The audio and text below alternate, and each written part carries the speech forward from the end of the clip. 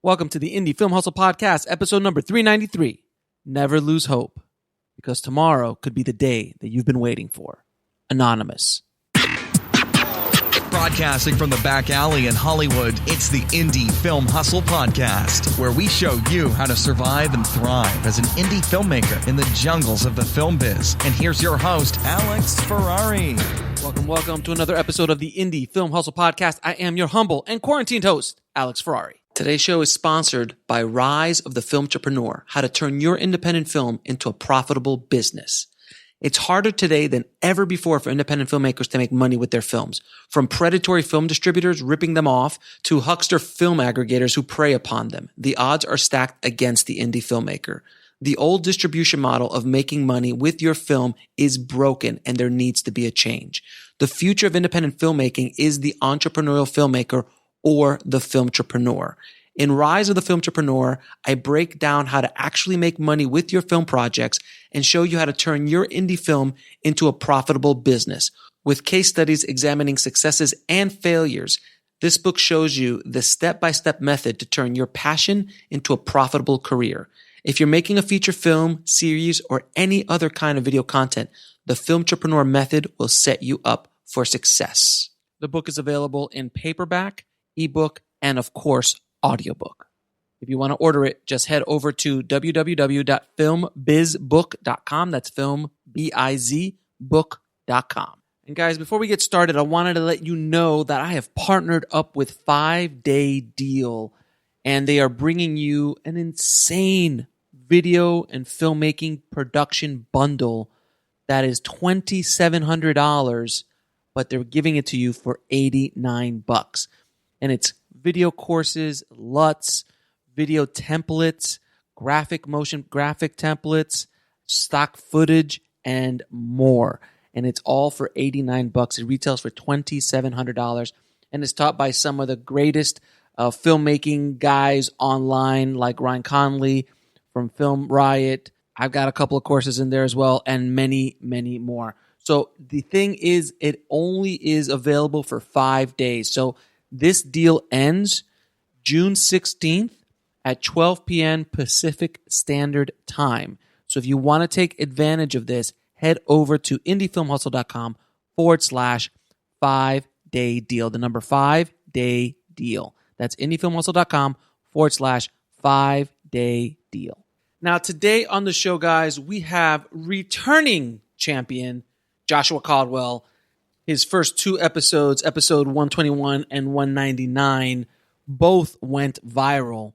And so many people downloaded both those episodes because Joshua is coming from a micro-budget world. So his first film he made for about $6,000, which is called Layover, which is, of course, available on Indie Film Hustle TV.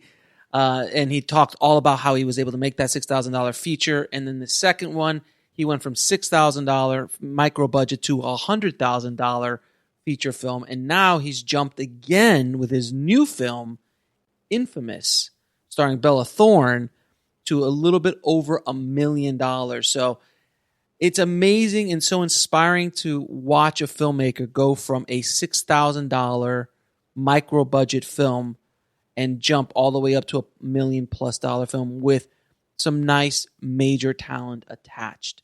Now, Josh and I speak about how he used his micro-budget skill set on a much larger budget. He basically says that he couldn't have made this movie at this scale without his micro-budget toolbox and kind of guerrilla filmmaking style of things that he did back when he was making those low-budget films. So we'll talk about that. We're going to also be discussing his film that is being released today. This Friday is being released in the middle of COVID-19, and it's being released theatrically. But the distributor decided to send it out to as many drive-in theaters in the United States as it could find. So it's going to be playing throughout the United States, but in drive-in theaters. So this is kind of an experiment to see what happens. So I just want you to get ready for a bunch of knowledge bombs, because anytime Joshua comes on the show, we just talk and just so much cool stuff comes out of our conversations. So without any further ado, please enjoy my conversation with Joshua Caldwell. I'd like to welcome back to the show returning champion Joshua Caldwell. Man, how you doing, brother? I'm good. How you doing? How you holding up? Where just isolation. 6 feet apart, but apparently my daughters don't understand that. So they're on top of me constantly. But they're not allowed out because they will be the first to take me and my wife down. Oh, for sure. Everyone's like, let's get the kids back in school. I'm like, yeah, because they're going to maintain social distancing, you know. Isn't that insane? I'm hearing that too. They're like, oh, yeah, you know, maybe in the fall. I'm like, in the fall? No. Social distancing with 9-year-olds? Are you kidding me? It's like every fall, I'm like, all right, what am I going to get sick with this time? You know, just and now you know what naturally occurring stuff. And then now it's going to be the thing that kills me. Right. So I'm like, Yeah, for all the parents listening out there, we feel you. We have kids at home as well. It's we can't lock them under the stairs like they do in Harry Potter. We can. Greatest challenge of our lives right now. Whatever teachers are paid, you need to double or triple it. I swear to God. Oh yeah. For a little bit, my wife and I were like, I don't know. Do you think we should homeschool the kids? And after this, we're like, no, not happening.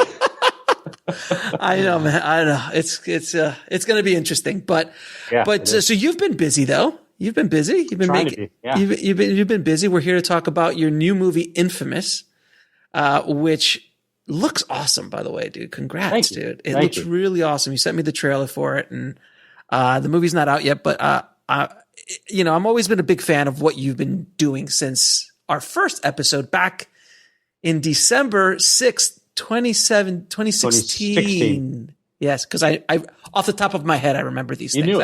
I didn't look it up right before we jumped on. Right, exactly. And it was episode 121 when we talked about Layover was the first time. And that was a $6,000 film.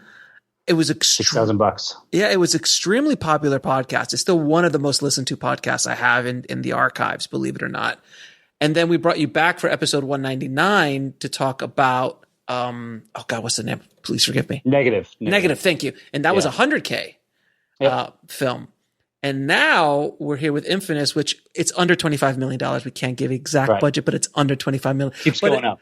But it's substantially more than 100,000. Yeah, without question. So, it was a good amount of money to make it, but obviously probably could have used a little bit more.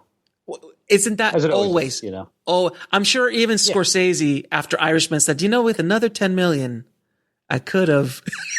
Yeah, no. Well, and the funny part is like, I have a couple of friends who ended up, they did like, a $2 million movie. Actually Joe Penna, I don't know if you know him, but Joe Penna did this great movie called Arctic, and they made it for like 2 million. And then he was getting this other movie, they were talking about budgets and all that stuff. And, I don't know what they made it for, but I was like, oh, like, what's it like to have like 8 million? He's like, it's pretty much like having a $2 million movie, except now you're paying everybody, So paying everybody well. Right. Well, and so, cause that's the thing is like, as you go up, it's like, that's not more money for like props and sets. It's like just more money, which is great. They should be getting that money, but it's not, it's a weird point at which at one point in that 10 range, 10 to 15 range, it doesn't change much. So you don't have a techno crane for every single shot? That's not the way it works? Doesn't work like that. Not the way it works. I'm like, I want a techno crane. They're like, what? No, we were talking about before we jumped on, like how we even, if you reached out to me or I reached out to you when, like how we met for the first time to get you on the show, and you told me that you reached out to me. If you remember correctly. Well, as I recall, what happened was, I was always on the lookout for opportunities, and I saw that you had been doing this podcast. It was really cool, but I was like, I know this guy because back when I was in college or something like that, this guy had done this short called Broken that he shot on the DVX 100 something. And I just remember like at the time when that thing came out, I was just like, fuck that guy, man. Like, Roger Ebert's watching this thing, like this 10-minute short, like, I hate this dude, because obviously, and it was obviously good for you because like you were getting this stuff. But at the time, you're like, you're a filmmaker, you're trying to get attention for your movies, and you see like, this guy getting a lot of love, and you're like, I want to be that guy instead. I want to switch places. I'll tell you. And so I remember this because you had this great website with this great breakdown of all the behind the scenes and the special effects and everything you did. And it was like, in truth, as much as I was like, fuck this guy, at the same time, I was like, this is such a resource at the time when that kind of stuff just did not exist.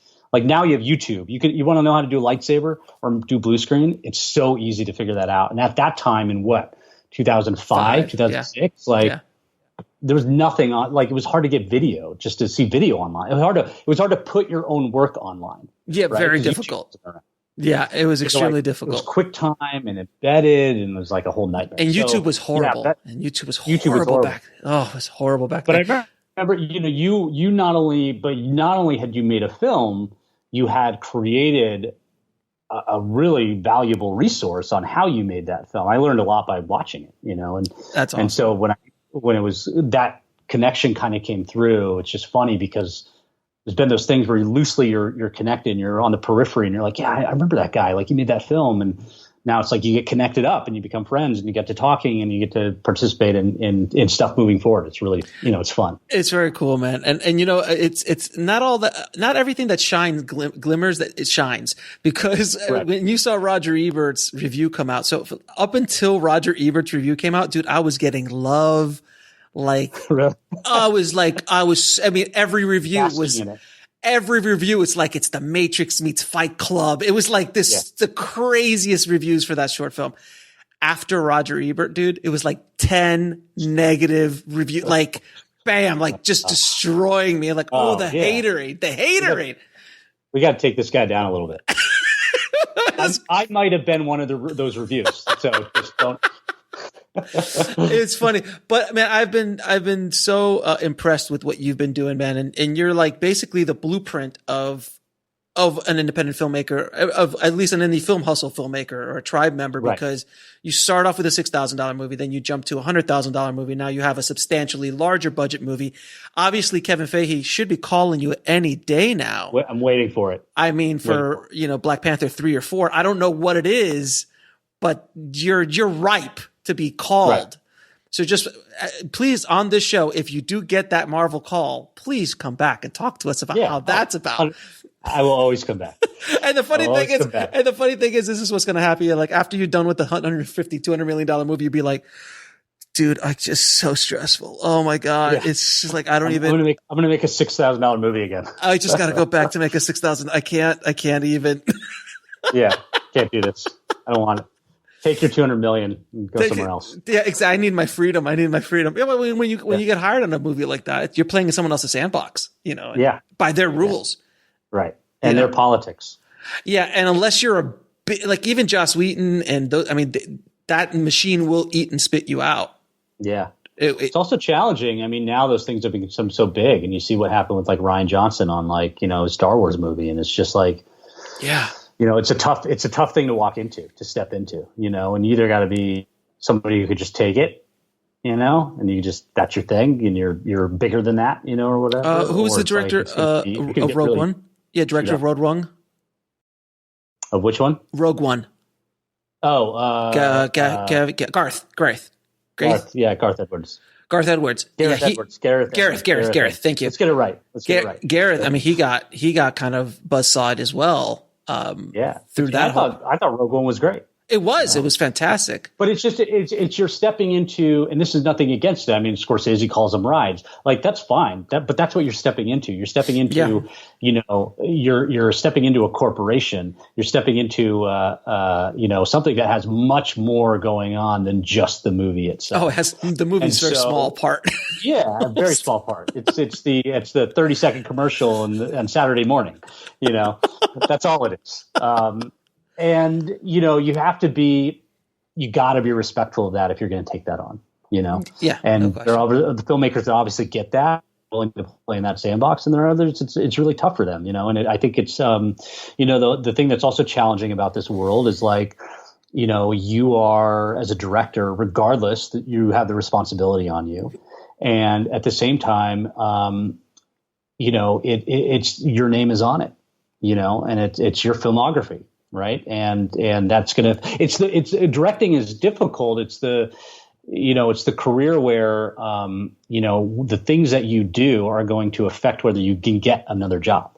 If you're at a regular company and you do a project and the project isn't that great, I mean, maybe you'll be considered for being fired. I doubt it. It's just gonna be like, okay, that didn't work out. Let's move on to the next thing.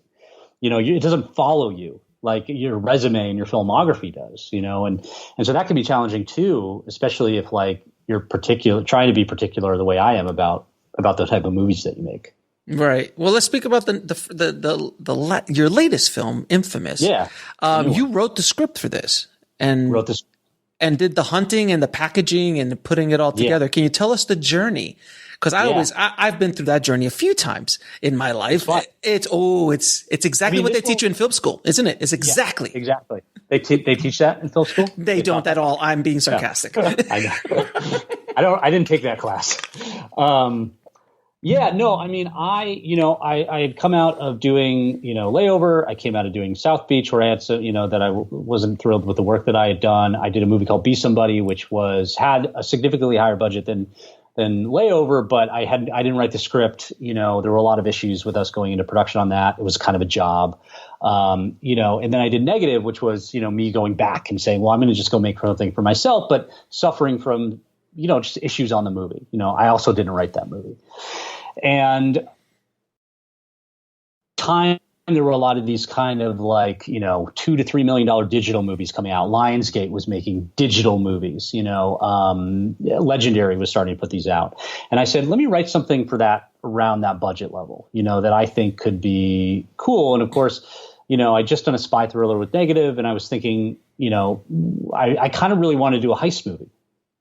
And trying to think of unique ideas for a heist movie. I don't recall what it was that really prompted this idea, but I think a couple years prior, I had seen this photograph by this photographer named Mo Gelber that had been posted on Facebook, and it was a picture of this young couple being led away in handcuffs, and the woman was either pulling away from or going in for a kiss, and she had the smile on her face, and people were like, "Oh, it's a new Bonnie and Clyde, modern day Bonnie and Clyde."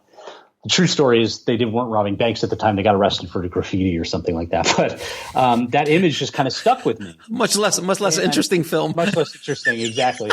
But the image stuck with me, and it was kind of just a real visceral image. And I remember at some point going, well, is there a modern Bonnie and Clyde? What would that look like? And it would probably be something on social media. If you look back at sort of the original Bonnie and Clyde were, the legend of Bonnie and Clyde was created by newspapers to sell newspapers. The real story is somewhat more tragic and much less romantic. But they were really kind of, John Dillinger, Babyface Nelson, these guys were the outlaws that became celebrities as a result of media, and so then you obviously have a natural comparison, which I try to stay away from, but natural comparison to Natural Born Killers, even though that's a fictional film, it was still pertaining to this idea of let's take these killers and put them on Dateline in 2020 and give them primetime interviews, and thus turn them into celebrities.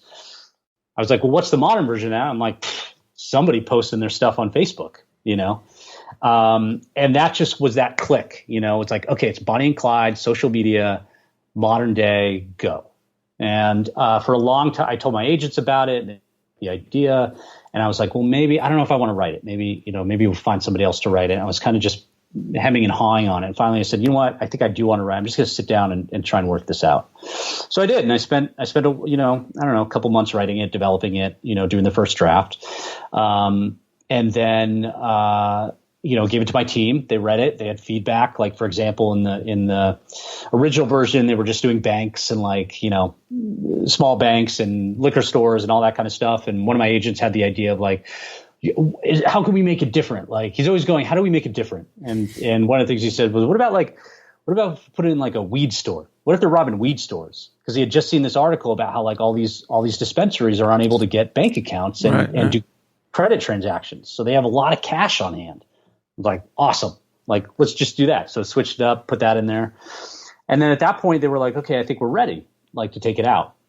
So we went through a long process of taking it out to people, taking it out to studios, trying to get them on board, no talent attached, tons of no's, and I really kind of had tried to firm up this belief at the time that you just got to go get your no's so you can get your yes, Mm-hmm. I remember a great story about pertaining to this, which was about a real estate agent who was trying to sell a house, and her boss came and said, well, how many no's do you usually get before you get a yes? She's like, well, 25. He's like, how many have you gotten? 10? well, you got 15 more to go, and it was that attitude of like, all I'm doing is getting through the no's to get the yes, as opposed to letting it get me down that so many people don't want to do it. I'm like, it takes one person, and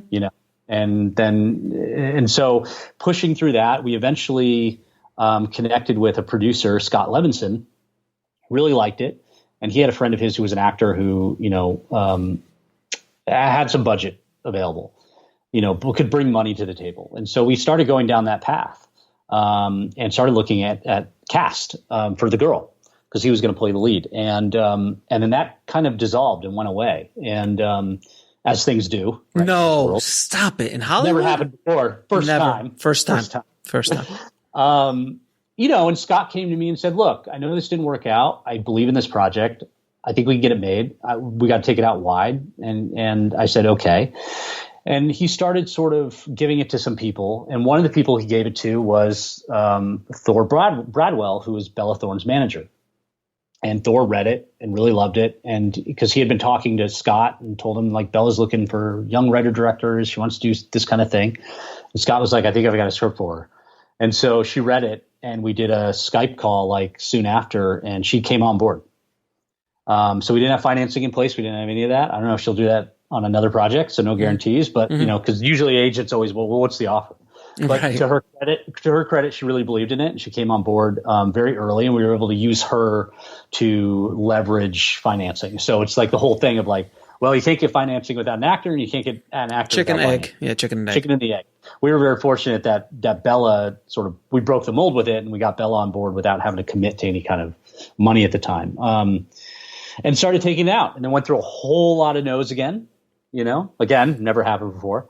And then finally landed with some independent financiers that, again, really believed in the project and really wanted to get it made. I went into it knowing that this movie was going to be a tough sell. I mean, there's violence, there's murder, there's robbery. It's got a punk rock sort of vibe to it that I really tried to push, and it's trying to be out there. I remember the one thing I wanted to do with this was I was like, the word subtlety is not going to be anywhere near this movie, because I just think it's hard to break through the noise when you've got something that's like super subtle and you're not backed by a massive marketing campaign going for your Oscar. I just was like, I'm going to make something like batshit crazy that people can't ignore. And so like Bella was a perfect complement to that, right? Like, because she's attention getting, she's forward thinking, like she riles people up, and I wanted that for the movie. And so, all this whole time I was just like, there's going to be people who don't want to make this. They don't want to come near it. I just want the person that says, yes, like I do want to do that. So that happened with Bella, that happened with the financiers, that happened with our distributor. Like they were the ones that said yes, and said, we love this and we want to push it out there. And so that's the person I was always looking for, as opposed to being in that position where I'm getting so down on myself because I'm like, oh, nobody wants to make it. Who cares if nobody wants to make it? You just need that one person to make it, to make it. And that's who you're going to find. And sometimes you got to go through a lot of no's to get there. What was the time period of this? How long did this take from the moment that you wrote this script to the point where you started shooting? So I had the idea in summer of 2016 and wrote the script September. First draft was September 2016. We started going out 2017. Bella came on board in July of 2018. And then we started shooting. We shot the movie in July of 2019, and now it's coming out in June of 2020.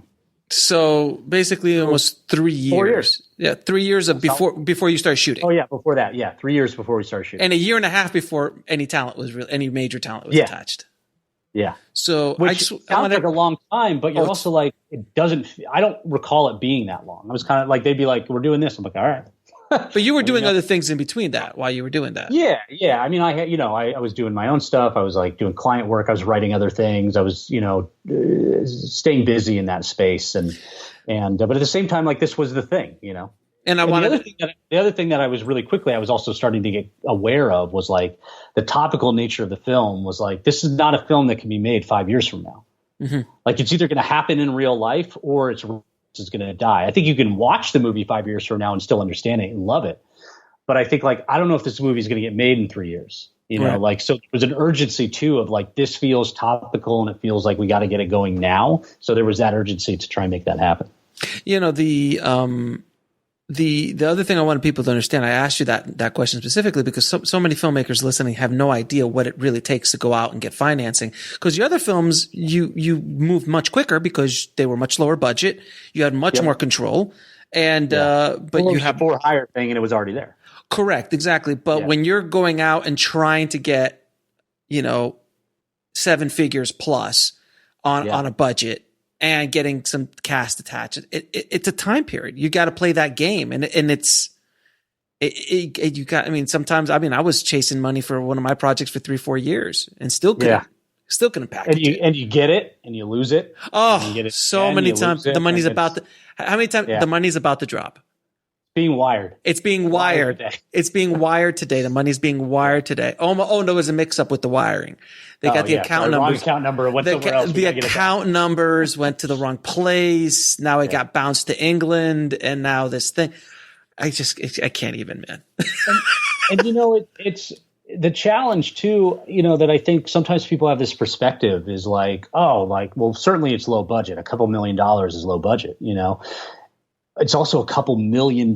Like, most people don't see that amount of money in their lifetime. And here you are asking somebody to give it to you on the trust that you're going to provide a product that is going to give them a life, right? Like, it's still a business transaction as much as about the creative. Mm-hmm. And so I see a lot of people, and I was probably like this too when I was much younger, which is like, nobody believes it. You know, they don't get it. They don't want to give me the money. They don't want to give me my 10 million for my genius. Whatever. Yeah. Like, exactly. Like, I deserve this. I'm entitled to whatever. And I think, like, you know, that's the thing is, like, you were going out and you're asking for people to give you like a significant amount of money, more than whatever your house costs, you know, and putting that trust in you and backing you to make it. And no amount of like, I did the greatest short film that went to all these festivals is going to necessarily convince them of that. Nothing. You know, and there's not even District 9, which is arguably one of the more successful short films ever made.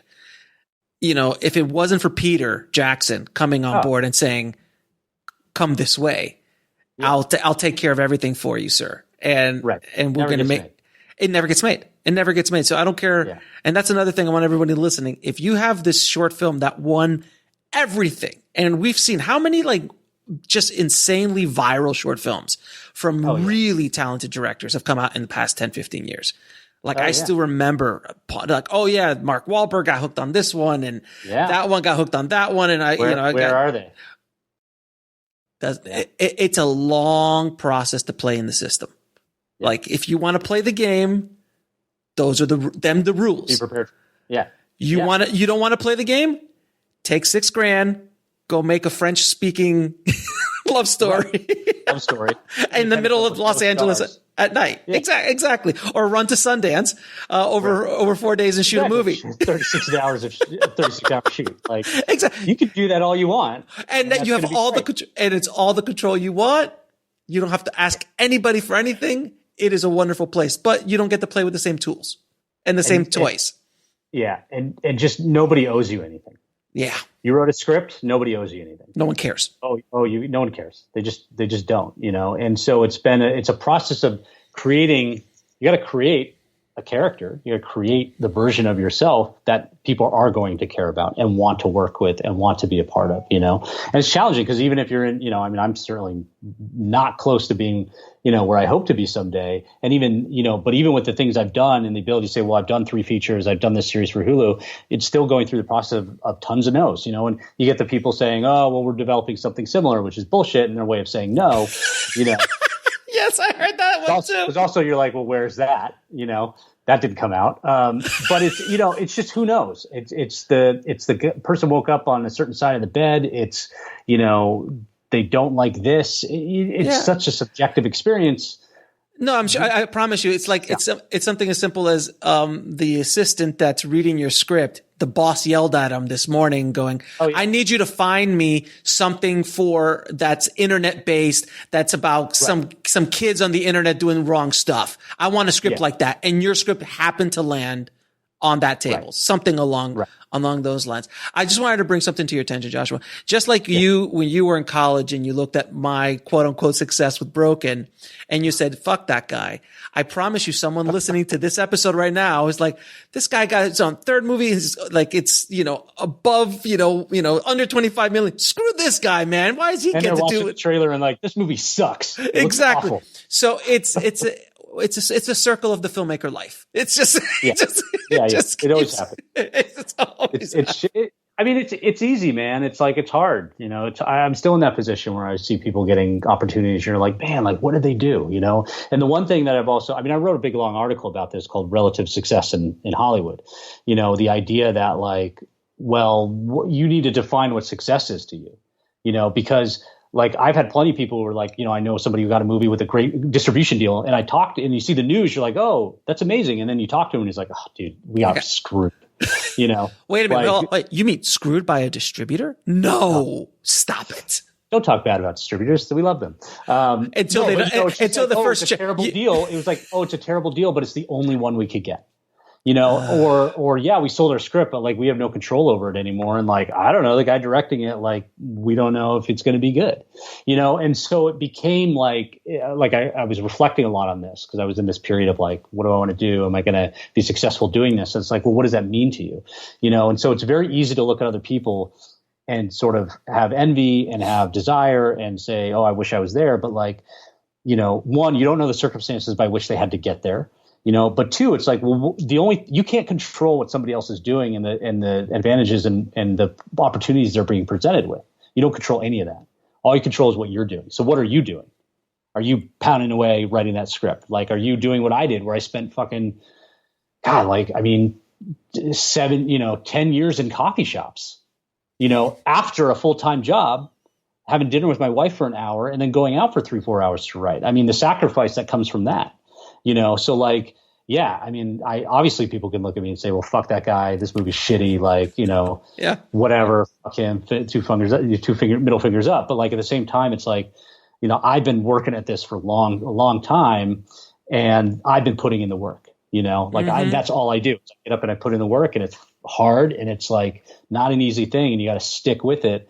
And that's where you're going to get to where you want to be. You got to stick through those no's to get to find that one person that's going to say yes. If you're going to be discouraged after 2-3 people say no, then you'll never make it. This is not your business. This is so not your business. And it's not even. And Hollywood again is always the nicest FUs I've ever seen in my entire life. It's this. There's no other business that does it just quite so nice. Oh, yeah. Because they sort of learned their lesson that like you never know. You never know. You don't want to piss this guy or this girl off because she could win the next Oscar or she could be the next hot director. He could be the next hot director. It's like we're working on something similar, so we have to pass. Yeah. We got some in development that's kind of like this, and it's the nicest. Yeah. we should create like a cheat sheet of like the excuses that they say. You're like, hold on. Oh, that's excuse number 7. Oh, I didn't know that one. That was good. Yeah, exactly. So, all right. So you've gone to this much larger budget. This is the largest budget you've worked with. Okay. So this is the largest budget you've worked with in your career. What lessons did you take from your micro budget and low budget days into this bigger budget? Yeah, I've been thinking a lot about this because, like, I think that one of the things that I so enjoyed about the lower budget stuff, the micro budget stuff, was the freedom. The ability to shoot in certain ways and get a lot of material and like have, a ton of days, where you're not trying to just adhere to a schedule. And a part of me is going like, this is not going to last. Like, I'm not going to have, this. You're not Kubrick. I'm not Kubrick yet. Yeah. You go back to it, but there's a curve that you got to get through, where you don't.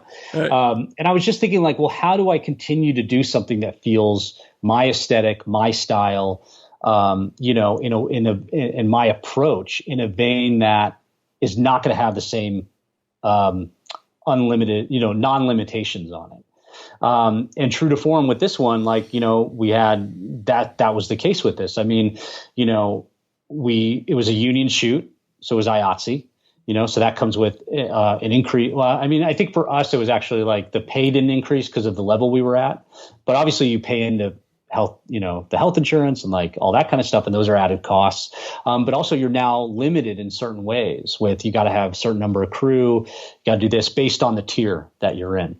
And also like you can't suddenly shoot for 40 days, if you don't have the budget to do it, because you can't really scale down. You can't just say, okay, crew, don't work today. We're going to just go shoot stuff on our own. And also it comes with, we've all been on the bigger sets, it just comes with, well, not all of us, but it comes with, you don't, if it's you running around with a 5D and you could just go boom, boom, boom, boom, boom. Okay. I shot 5 angles in 5 minutes. It doesn't work like that.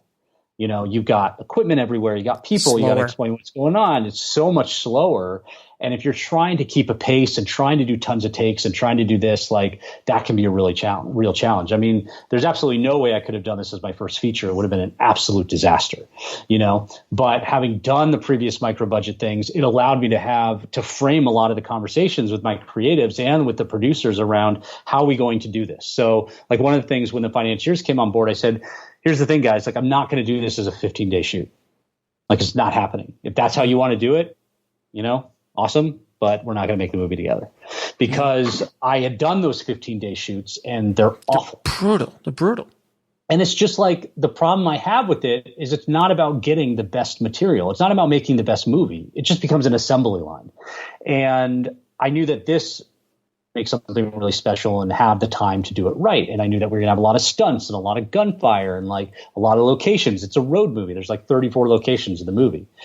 And so, that's what started. I said, we're not doing a 15-day shoot. I'm not saying it's got to be a 35-day shoot, as much as I would like that. But we're not doing a 15-day shoot. And we are going to end up doing a couple days in Florida with a skeleton crew. And they said, all right.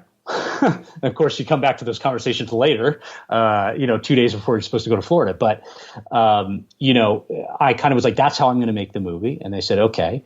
I was in a position to bring my DP on, who I'd worked with on my second feature, who I really loved. Now I had DP negative and very briefly thought about doing this, but there's a comfort level with producers when you're trying to do everything and they're like, hang on, like, why don't you hire somebody that's actually supposed to do that? And I sort of always knew I was going to do that. I just was in my head thinking, oh, is this a possibility? I'm really glad I didn't, because I think it looks amazing thanks to Eve's contributions. But a lot of those conversations with her came out of the idea like, look, like I've done all these other movies using available light, using like artificial light, making use of small, lightweight cameras. Like we need to be in that world because we do not have the time to be doing major setups, with certain exceptions, and so we, sorry, my kids are popping in, but, with certain exceptions that we built into the schedule. And so, and then I also made the decision to operate because I had realized through previous experience, that how I direct flows through the operation of the camera and how that camera interacts with the actors. And I also knew we could move faster because rather than trying to explain to somebody else this handheld move that I want, or provide them the freedom to take a chance on something without the risk of being fired, right? Because like operators are like, well, I don't want to ruin a take by doing something he doesn't want me to do. You haven't worked together before because all this crew was out of Oklahoma where we shot. I was able to just move faster and I was able to go, we're doing this, let me do the move. As soon as I knew I had it, we were done, we were moving on. And then also comes back to having those early conversations with your entire crew and your production managers and all this stuff of saying like, we need to be mobile. Like we need to be small footprints. Like we need to be, in a position to move quickly because some of these days we're going to have 3 company moves and it also includes a stunt, and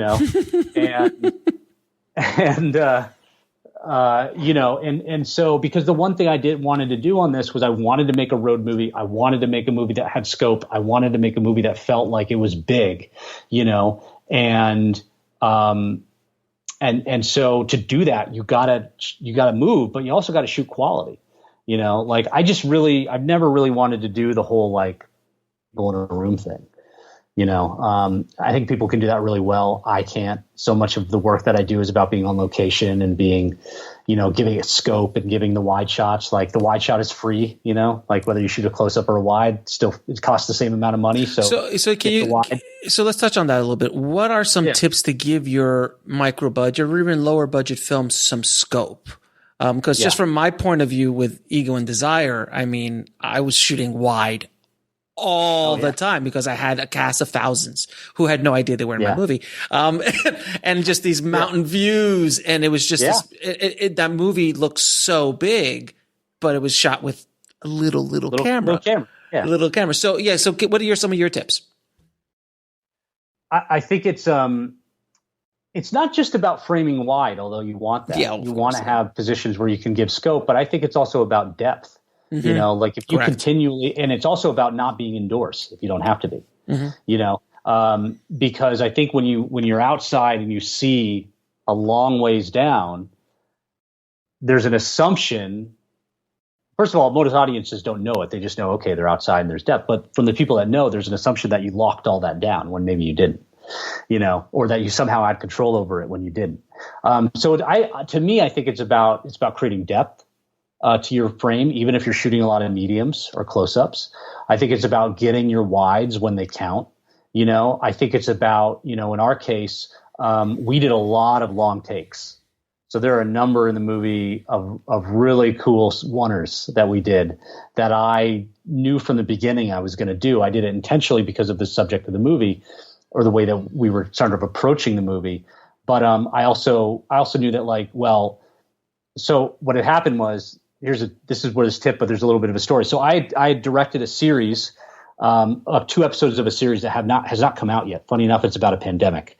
But one of the episodes it was about this like home invasion and in the middle of the pandemic, and the 2 robbers and the 2 homeowners kind of get locked at home and there's a fight and all this kind of stuff. And the script was the longest script of all of them. And there was a lot of action in it. And fight and all this stuff. And I remember one of the other directors, producers, creators of it was saying like, hey man, we just spent like 4 hours trying to do a punch. Like, you might want to think about the action in the movie. And I started thinking about it and I started thinking like, if we could shoot a lot of this as a single take, we'll spend a lot of time setting up for it. But then once we got it, we're done. And the other thing that it allowed me to do was it allowed me to, when you're in a single take, the audience understands that they're not going to see everything. And so it actually allowed us to hide some of the more complicated action pieces, like a guy getting stabbed in the stomach. We didn't have to see that on screen because we happened to be over on somebody else that was more important to be in that moment. And we come back and all of a sudden the guy's bleeding out. And so what happened though was we were able to get like the longest script done in about in the 2 days that we had with time left over, because we spent a lot of time rehearsing. But once that was in the can, it was in the can. Instead of going, okay, we spent a lot of time getting this one shot, we got to do 3 more angles and we got to do just as many takes, And so for a lot of the scenes that involved robberies, involved gunfire, I made the choice to do it as this kind of complicated single take, but I knew that once we got it, we were done. Yeah, you're done. It wasn't going to take 50 takes to do it. It might take 10, but 10 takes is great. But yeah, and it's an ROT. It's like an ROT though, return on time. So to cut out 10 minutes of your movie and shoot 10 minutes and not have to edit really those 10 minutes. If you're able to do a oneer that's 4 or 5 minutes, or even a 10-minute oneer, if you're really ambitious, it might take you all day, but you knocked out 10 minutes. Like for you to shoot coverage of 10 minutes and edit it, that's a lot. That's not a day generally. Yeah, generally speaking. There was and there was another one where we were in this house that was under construction, which is one of their hideouts, and I wanted to shoot this particular scene at what was supposed to be dawn, right? But pre-dawn, so before the sun came up. And I was just like, well, we should just shoot this as a oneer because there's no way we can light this. There's no way we can, but the other thing that I liked about it wasn't just like a time-saving tip or even like a scope tip. Like it was born out of the story, it was born out of just in particular, with this movie. What I wanted to do was I wanted to create a very subjective experience of our main character, Ariel. So I've positioned it as basically this movie is Ariel's Instagram feed. Like you are seeing the story she wants you to see. And then I started thinking about, well, what are some things to hint at that without being literal? Because it never says it in the movie. Mm-hmm. But like one of those things is like, well, think about like, well, how do we view content now? Like we're so used to seeing Instagram stories, which are 15-second long takes. Like you're not used to seeing edits, you know, and all this kind of stuff. You're used to seeing, you know, longer sort of just reality driven types of takes. And so I wanted to incorporate that. And I also wanted just the immediacy. I wanted the idea, we're live streaming this. You're feeling like you're there. It's as if they have a cameraman with them, you know? And so it became a very subjective experience. But at the same time, that gave me so much freedom because I was like, well, we don't need to worry about shooting this. I don't need to worry about shooting this. Like, you know, we can get away with so much more, especially with the longer takes. And so, you know, the long takes are certainly good. And it's, you know, I mean, it kind of going back to Layover, it's about locations too. You know, like Layover was shot very inexpensively, but we were all over Los Angeles, you know. I mean, not always legally, but we were all over Los Angeles. Sir, you stole everything, and I stole everything. It's fine. Right. we come in a long history. Hitchcock stole stuff. It's okay. Yeah. But it's the same thing. It's still having that mentality. Like, how are we going to steal stuff? The other thing that we did, and again, part of this was designed in the movie, was you know, because it's so much social focused, and there's the idea that Ariel is filming stuff with her phone. There's like a montage in the movie, and I'm like, they were like, "How are you doing the montage?" Because I'm going like, you try and do a montage in a movie on 21 days, like forget it, like not happening, right? Because you want these little clips. But I said to everybody, I said to my DP, I did myself. I told Bella, I'm like, here's some iPhones, just shoot everything. You know, like, so I'm driving to set, shooting the sunrise, like I'm getting like cars on the road. I'm getting all this stuff. I even went and shot a couple things that were like, I probably would have done on like the Alexa Mini if I had the time. But I was just like, I'm just going to do it on the phone because it's better to have it than not have it. And I've already established a visual language in the movie whereby we are using iPhone footage. And so as a result, it just feels so much bigger because it feels like we had so much time to shoot all this extra content that's 1 second, you know, because we didn't have to take up the time to do it on an Alexa Mini where it just takes forever because you got to set up. And it's like, okay, we're going to light this and we're going to do this. And you're like, this is on screen for 3 frames. We don't need it. And that's the thing that people listening should understand is that if you are only going to go about your screenwriting, your filmmaking process in the way it's laid out in the textbooks, you will not survive. There has to be this out of the box, like, hey, let's just go grab it. Like, that's a great idea. And it works thematically with what you're doing. Like, if the footage is not exactly perfect, like it doesn't match exactly the Alexa, it's fine because that's the kind of, you're setting up that language. You've already seen it. Yeah. Yeah. You've set up that language within the piece. But like sometimes, you know, I mean, I remember shooting, I'll shoot with a red and then I'll shoot with a black magic pocket somewhere, or I'll shoot and you just insert little shots that nobody will ever notice. But nobody notices. But you're able to grab extra shots, extra angles, and that also adds a lot more production value. The second you start moving that camera, you start getting different coverage. It just adds more production value. Yeah, and it also comes back to because you just mentioned this that nobody notices is like it comes back to that, right? Like it's the same thing I did on Layover, which is that the freedom that shooting on a 5D at 6400 ISO gave us far outweighed the tiny little bit of noise that might have been noticed by one person, right? You know, and it allows you the freedom to sort of tell the story, you know. And if you can tell the story well, and you can tell the story with scope, and you can make something that feels personal to people watching it, or is fun or whatever, that will far outweigh any kind of perfection in the image, you know.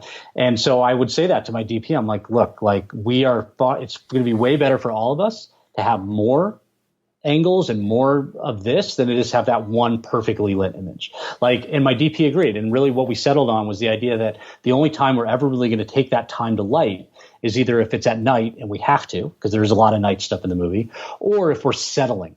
Like if we're going to be on Bella's face for a 4-minute scene, we'll take the time to light it right. Yeah. But for a lot of the little interstitial and the quick stuff, like Eve would be like, I'm not going to light this. Like I remember there was a convenience store where we had a ton of action. In addition to like just a couple scenes that happen in it, outside of it, there was also a huge gunfight. that occurs in it. And I remember talking to Eve, I'm like, because we initially talked, she's like, there's a lot to do in here. I'm going to swap the bulbs and let you go, And I'm like, so that's also like, you got to have a DP that's going to understand that. Oh, 110%. And is going to buy into it, and support it, in the way that she did. And I mean, I think it's like, personally, I think it's her best work. And the stuff in there, you don't notice. You're not missing it. You're not going like, oh, like there's a shadow there. Like it feels like real, which is what I'm always going for. Like I always want that feeling of like, oh, we just sort of stepped in here and turned the camera on, because that lends itself a reality. I think there was a film specifically that was an inspiration to both you and I, which was For Lovers Only.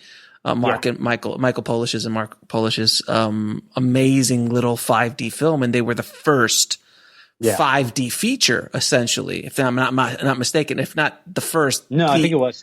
Yeah. If it wasn't the first, definitely the most profitable. Of its day, without question. Yeah. But they did very similar things. I think we both took the same idea. Like you grabbed the camera and ran around LA.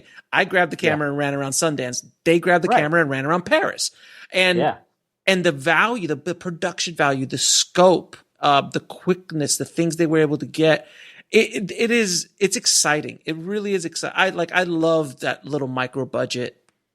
Running around doing these kind of stories. It's so much fun. It really is so much fun. And the other thing too is like, you gotta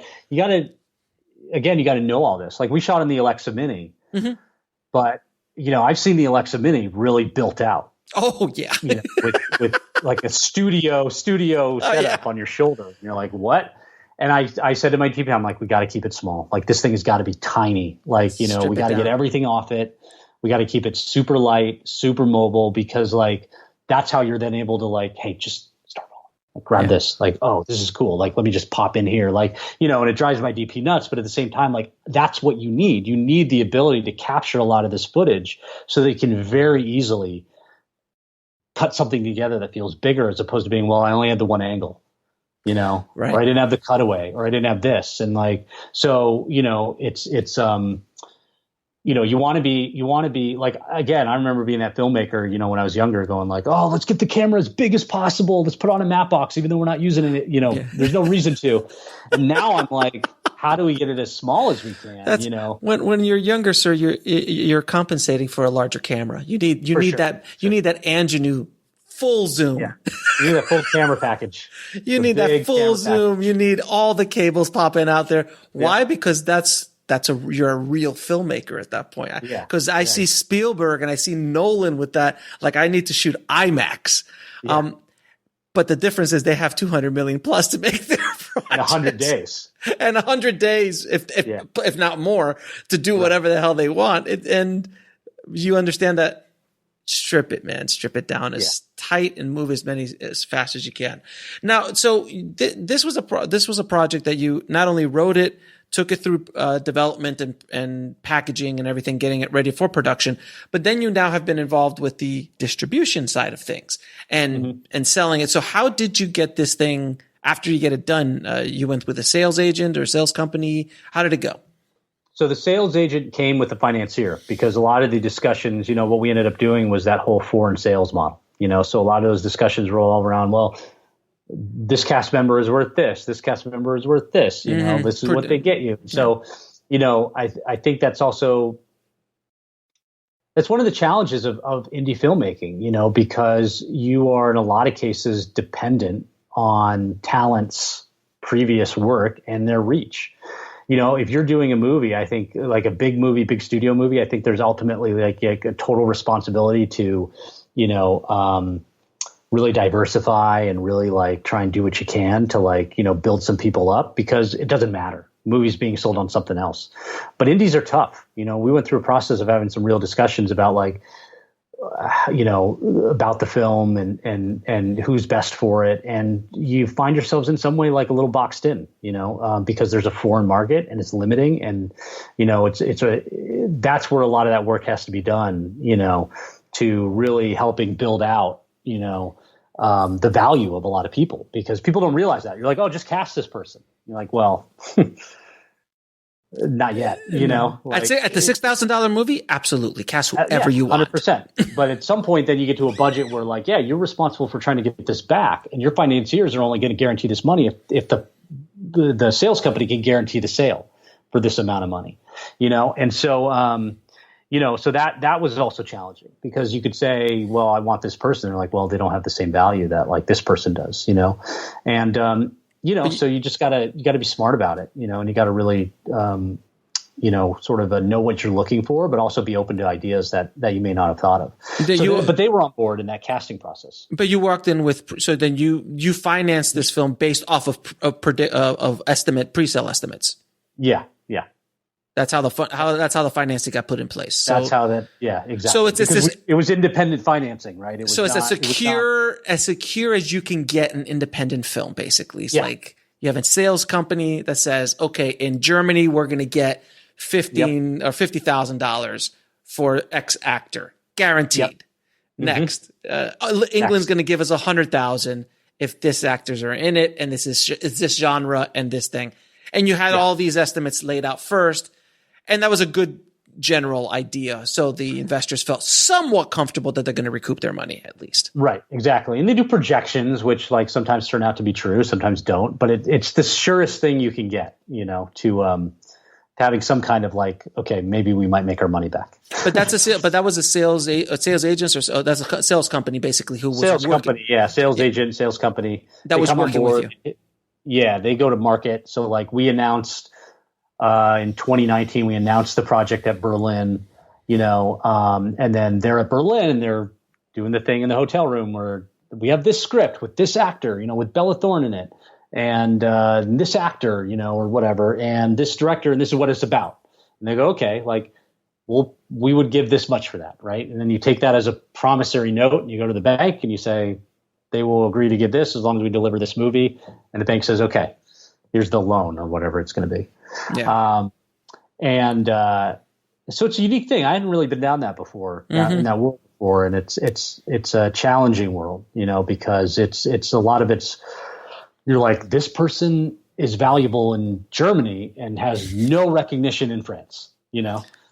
Yeah. And like I can't outside of the States. I just let you know, I can't walk the streets in Mumbai. I'm just saying I'm huge in Mumbai. Imagine.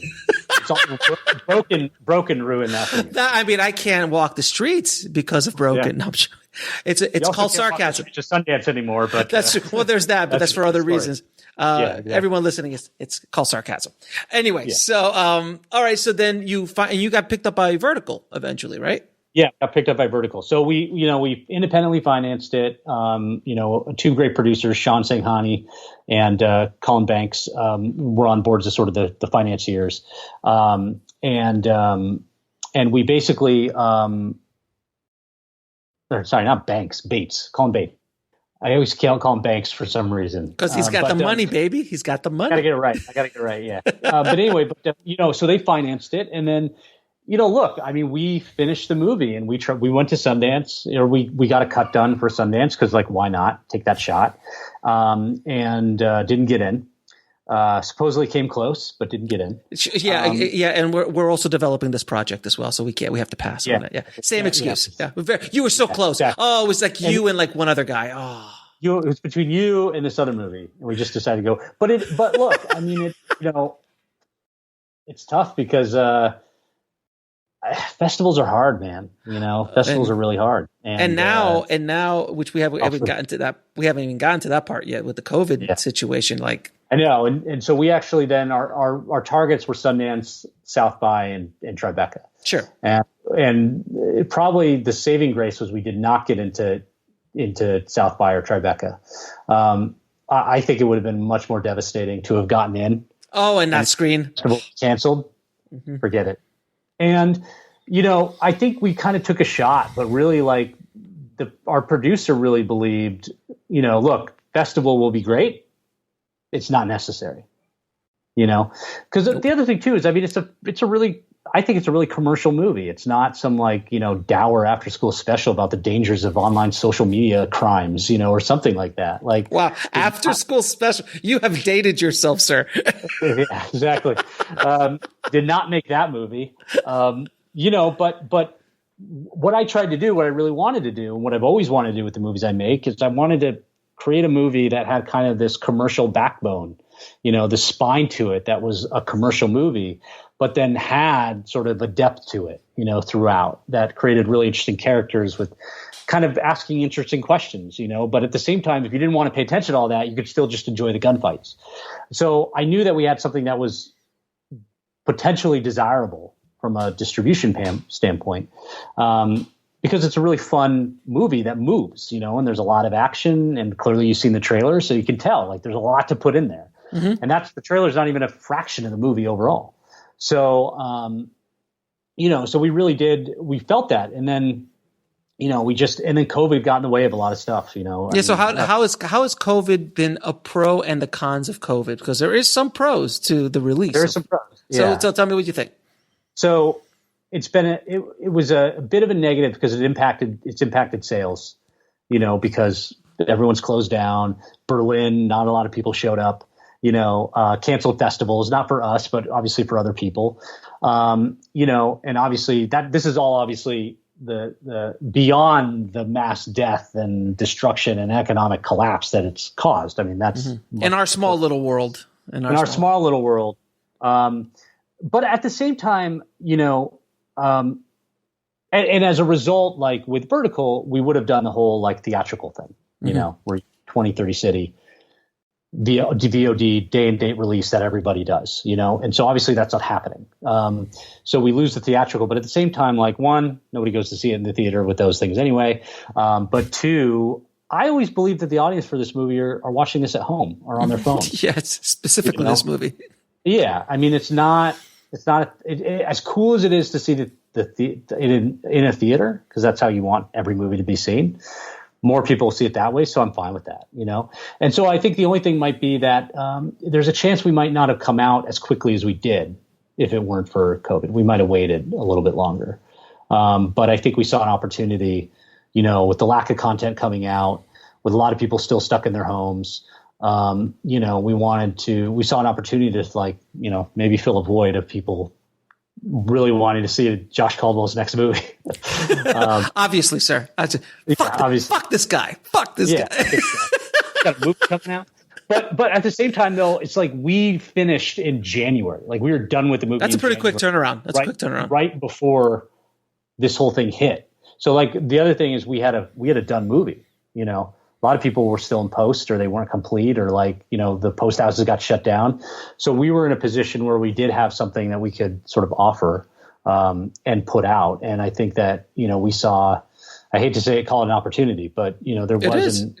Yeah, it is. But I mean, there was a chance for people starving for content to provide them with maybe something that would be fun to watch and kill a Friday night while they're, in quarantine. Yeah. And I think this film specifically has a really good, it's a perfect streaming film.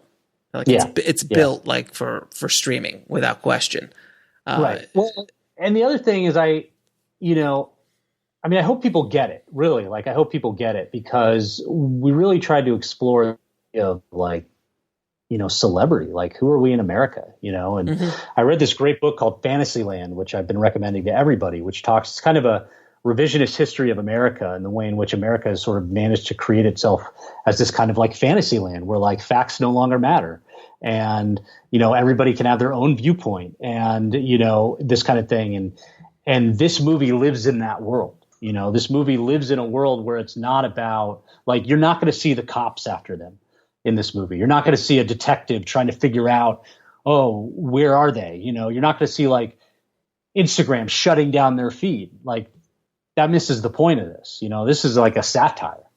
This is about celebrity in America, the way that we anoint people and give them a mouthpiece and give them a pedestal, whether they're deserving of it or not. And America's got a history of it, man. We've already done it. We do it with Bonnie and Clyde. We did it with all these other serial killers. We gave them a voice to talk to America, and they did it. And America has supported that in a lot of ways. And I think, you have those stories of like the Justine Sacco who like tweeted the like, going to Africa, hope I don't get AIDS, and when you have America waiting for her flight to land to see what's going to happen, that's the world that this movie lives in, because it's a movie where I firmly believe that this was going on and it was two young, good-looking people, we would all be following them. Do you remember watching them and liking it and cheering them on? There's no question. Even if we hated them and disagree with it, we would still be following it. Obviously, because that's the entire careers of the Kardashians. So no, I saw a great meme the other day. It was all the Kardashians, and they're just sitting there, because you haven't heard about the Kardashians at all, right? It's been a bit, right? So they're like, they're all discussing who they're going to give COVID to so they become relevant again. There was a movie. This movie reminds me of this, and in a completely different way, but yet similar. There's a movie in the 80s called The Legend of Billie Jean. Do you remember that movie? I haven't seen it, but I heard of it. It's with Slater, Kelly Slater. I forgot her name. She was Supergirl, the original Supergirl. But her really young. It's Christian Slater's first movie. Okay. Ever. He's a kid in it. And it's basically a story about, it's a lot more, it's 80s innocent. So, but she becomes like a rebel because she stabs somebody for protecting somebody else, and she becomes an outlaw. And then she gets a cult following of everybody's behind Billie Jean. And it's like this whole thing. I love that movie, but it reminds me of, it was media building, it was media building her up into something that was just literally a disagreement, a local disagreement that turned into a nationwide phenomenon. Right. Which was really, and the whole cops were after her and all this kind of stuff. Yeah. It's really interesting. Yeah. I mean, I think that's the world we live in now, and I wanted to make something. I also wanted to make something that was like, reflective of that, and so using things like trying to think about the way in which the audiences now consume content, and trying to angle for something like that. Even the opening font of the movie that gives the title over her in the beginning of the movie is that sort of neon cursive that you get on Instagram, right. And we really wanted to saturate it, really get the chroma saturation in this so that it was reflective of the way in which we see posts on Instagram that have all been filterized. I didn't want to make this cool blues and blacks movie. Like, this to me was like, this movie had to be colorful. It had to look like content that we are already seeing, online. And so that was the things we talked about, from wardrobe to production design to the cinematography was all about color. It's got to be poppy. It's got to be fun. And it's also got to be sort of like unapologetic. I'm not going into this saying like, this is bad. I'm also not going into saying that this is good. I'm kind of saying this probably would happen. Like, I wouldn't be surprised about it. So let me ask you now, because, you last time you shot was late last year. Moving forward, man, as far as COVID is concerned, how do you think shooting is going to be like? Because we can't really, the way you made this movie, you can't make now. The way I've made my movies, you can't make them now like that. Like, it's just not possible. And nobody really knows what the future lies and how long that future is. I don't believe that we're going to be social distancing for the next 20 years. I don't think that's going to happen. But in the next 2 to 5, maybe. Maybe. How do you like, as a creator, as a film director who needs a crew on set to make something happen, how do you see this playing out for yourself and your career and for basically for everybody? Yeah. That's a big question. And I don't expect you to have the answer, but I just like your opinion. Yeah. I mean, I think it's going to be challenging because I think that, I think it's going to hurt a lot of indies, because you see these sort of production manuals coming out for like, here's how we do this. And you're going like, you're testing everybody on set every day. Like, who's paying? It's going to slow down so much. It's going to slow down so much. And at the same time, though, I keep hearing like, people are going, oh, we're ready to go back. We want to shoot in July. I'm kind of going like, nobody's going back to work until the unions and the guilds are going to believe that everybody is safe. And I have a very hard time believing that SAG ever agrees to go back until there's a vaccine. Because as much as a crew can wear masks and gloves and for the most part stay 6 feet away from each other, actors can't do that. No. Like, what's a movie going to look like where they're like constantly 6 feet? I mean, you can't do romance stories. You can't do anything. And so I think that's going to be the biggest hurdle because they can't wear masks in the scene. And most of the time they're in close proximity to people. And it's going to be very, very difficult until that happens. As much as everybody wants to come back. And the other thing too is, as much as you can go make a movie without like IATSE, you cannot go make a movie without SAG. Yeah. I mean, you could go non-union, but still it's difficult. Yeah. But I mean, you got to get people to sign on. You want to have non-union actors. Like, you don't get a chance with anybody. And then what are you doing? You're making movies so small for such a small budget that, like, because you can't guarantee you're going to get $1 million back because you don't have an actor who's of value. Correct. You know, monetarily. So it's, And is there even a foreign market? Right now, there's not. Right now, it's very difficult to sell anything. So all the post houses are closed. Nobody can do dubbing. Nobody can do subtitling. So even if they can buy it, I mean, they'd probably love to have the content because Europe's the same way. They're starved for content. But it's so weird because it's like you're trapped at home, and all anybody is doing is consuming TV shows and movies. But there's no possible way for the producers of that content to try and do more. I literally just signed up for HBO Max because I need friends. I'm sorry. Yeah. I need my friends, and they have a couple of other things that they're going to have on there that I wanted to get. And then they get, oh, here we have HBO now. And I've never paid for HBO. It's just never a thing I did. So I started going through. I'm like, oh, that show I've always wanted. Oh, Chernobyl. I want to watch that. Oh, I haven't seen Ballers. I've been dying to watch Ballers. And like, I'm trying to, like, all these shows. I'm like, oh my God. Like right now we're in the middle of, we just finished Blacklist. So we just caught up on 7 seasons of Blacklist. Wow. That's a commitment. We went through that in about 3 weeks. My wife and I, we just piled through it, man. It was like, it's so good. And now we're like, How to Get Away with Murder.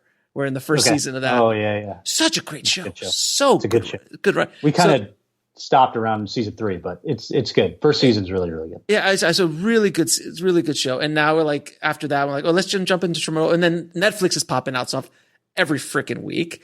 And we haven't even mentioned Tiger King. Tiger King. Oh God. See, the funny part is, like, my wife and I are the opposite. Like, because we have our 2 young kids. I have a 6-year-old and 2.5-year-old. Like, we get them down at 8. Maybe we have till 10 because our kids are waking up at 6.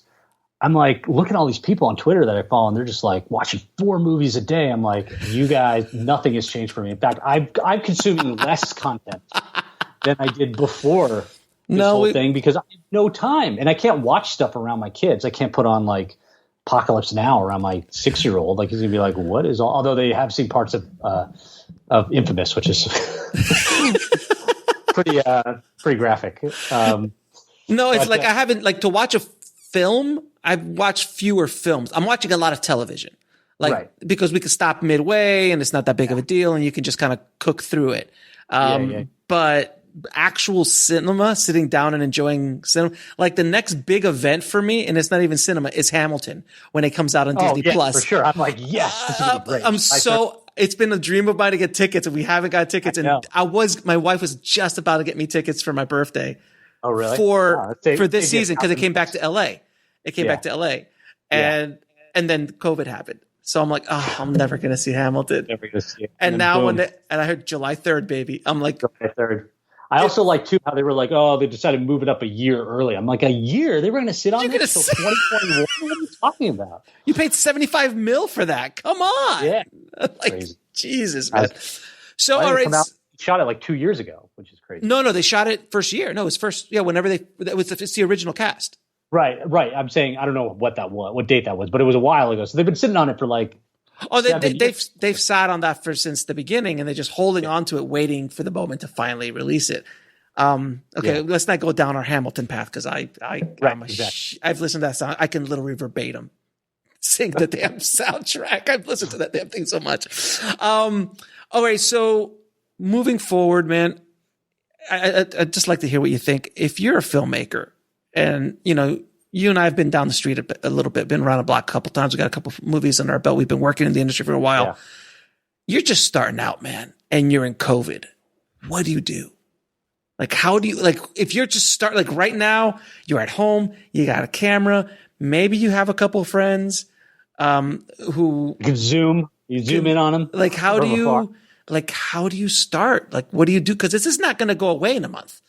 No, I'm fairly certain that this is going to be until 2021 and beyond, before things start to settle back down. Probably next summer, things will start to maybe start coming back. Hopefully by then. So that's a while. What do you do, man? What do you do as a filmmaker? Well, I mean, look, like if anything, you shouldn't feel as urgent to, you shouldn't feel in that position where like, I got to get it done. I got to get my feature made. I'm losing time. Right. No. Like, I mean, I remember being 22 being like, I haven't made a feature yet. I got to do it. Orson Welles made his at 23. Yeah. What am I doing with my life? Yeah.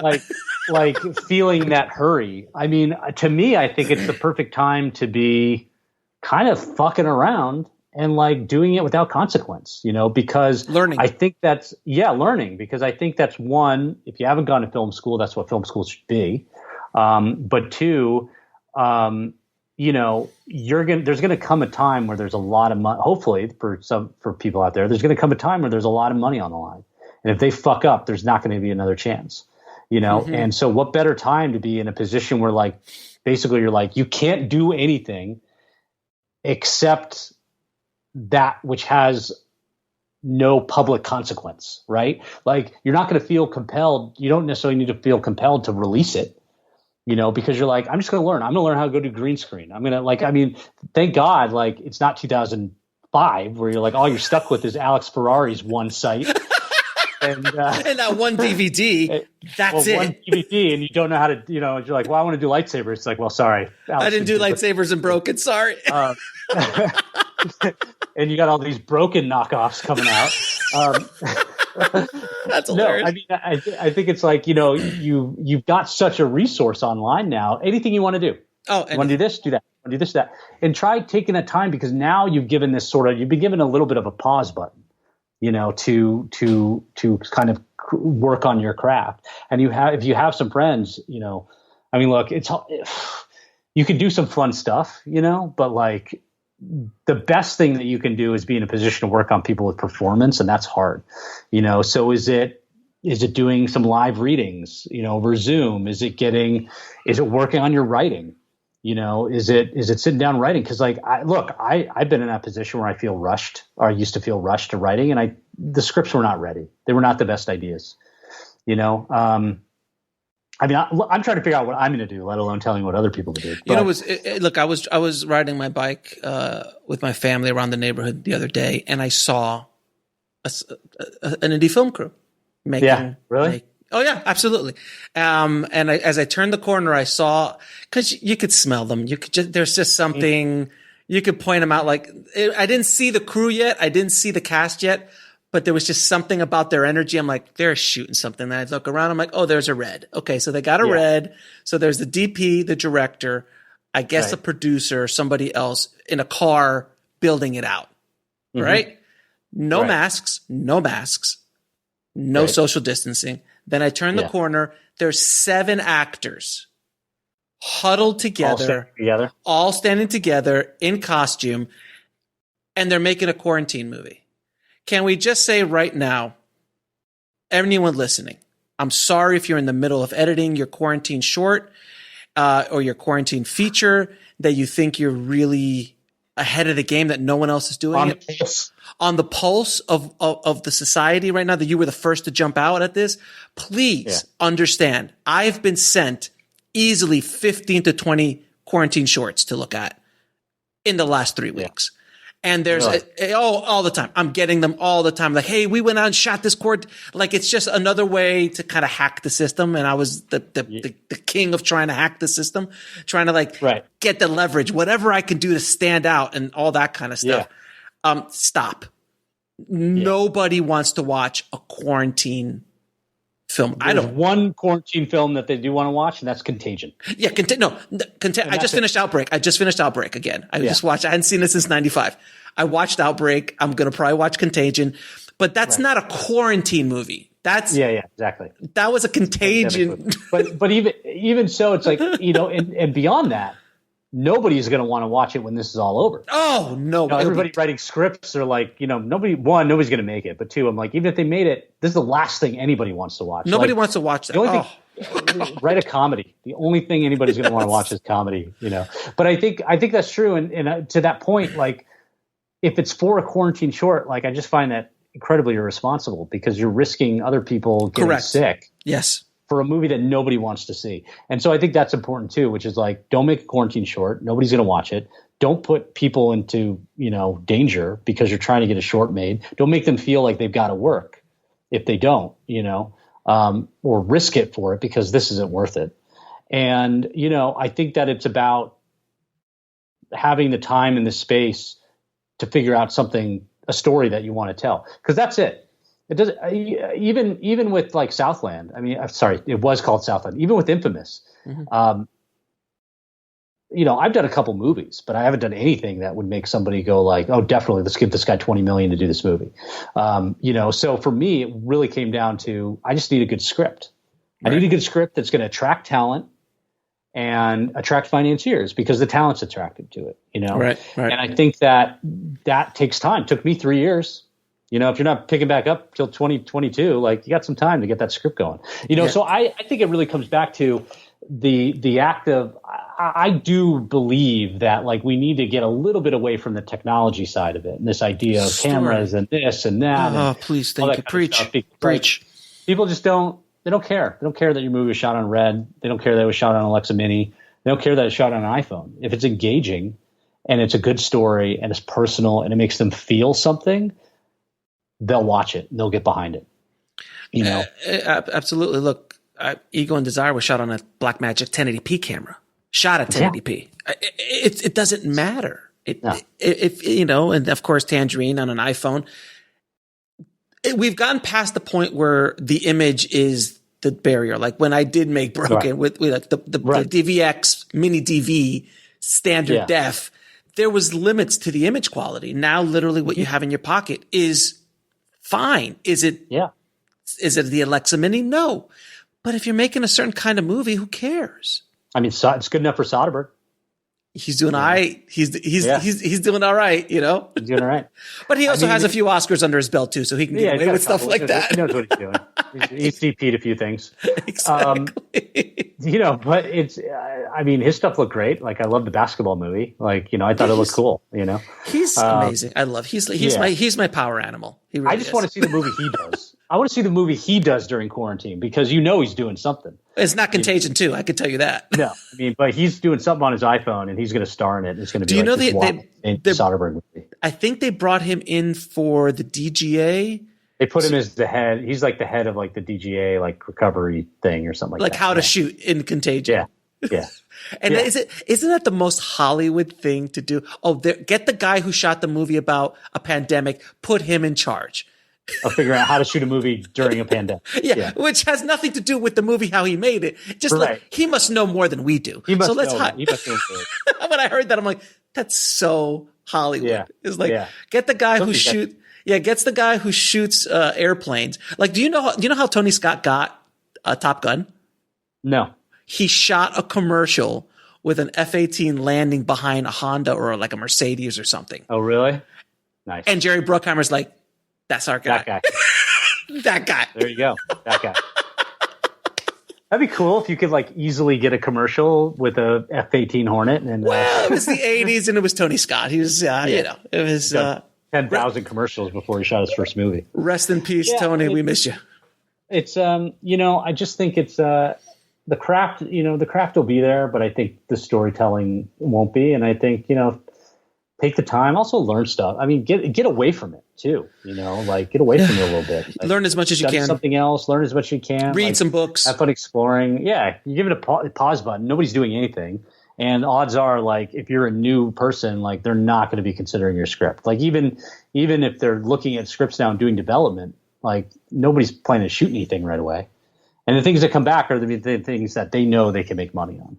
Right. So it's a little bit of arrested development at the moment, which is, I'm sure difficult for everybody because sitting through, a year or 2 years of this can be tough, But at the same time, like, I also know if you're in your 20s, that's 2 years closer to being in your 30s when you're more likely to have success and more likely to be given something. Just cook through those 20s as fast as possible is what you're saying. Get through those 20s, enjoy yourself. Have some fun. Go have some adventures, get some life experience, then come back and tell stories about it. That's what you need to do. Look, I just woke up yesterday. I'm 45, dude. I don't know how that happened. Like, I don't. You don't look it. I appreciate it. It's clean living, sir. Clean living. But, exactly. I mean, your 20s are a blur. Yeah. The 20s. I wasted way too much of my 20s. Oh, I wasted my working, 20s. Trying to make it.